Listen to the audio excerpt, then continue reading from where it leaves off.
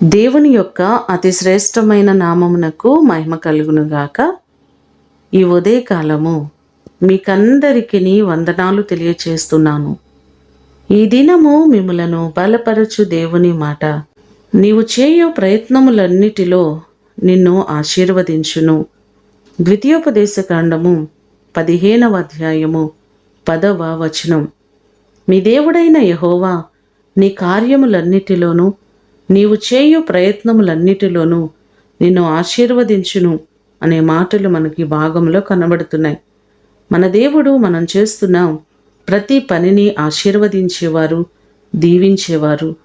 ద్వితీయోపదేశకాండము 28వ అధ్యాయము 8వ వచనంలో చూస్తే, నీ కొట్లలోనూ నీవు చేయు ప్రయత్నములన్నిటిలోనూ నీకు దీవెన కలుగునట్లు యెహోవా ఆజ్ఞాపించును, ఆయన నిన్ను ఆశీర్వదించును అనే మాటలు మనకు కనబడుతున్నాయి. మీరు చేస్తున్న ప్రతి పనిలో, ఉద్యోగములో, చేతి పనులలో, అన్ని విషయాలలో దేవుడు మిమ్మను ఆశీర్వదించేవారు, దీవించేవారు, సమృద్ధిని కలుగచేసేవారు.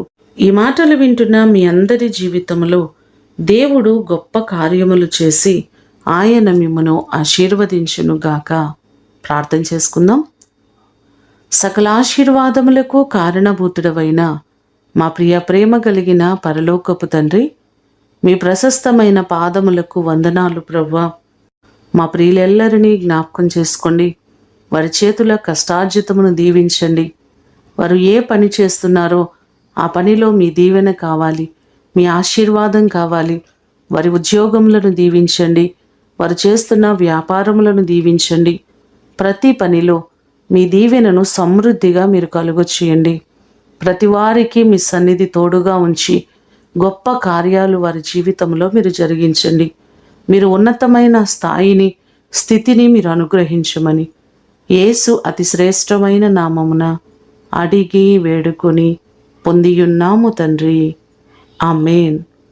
దేవుడు మిమ్ములను దీవించునుగాక.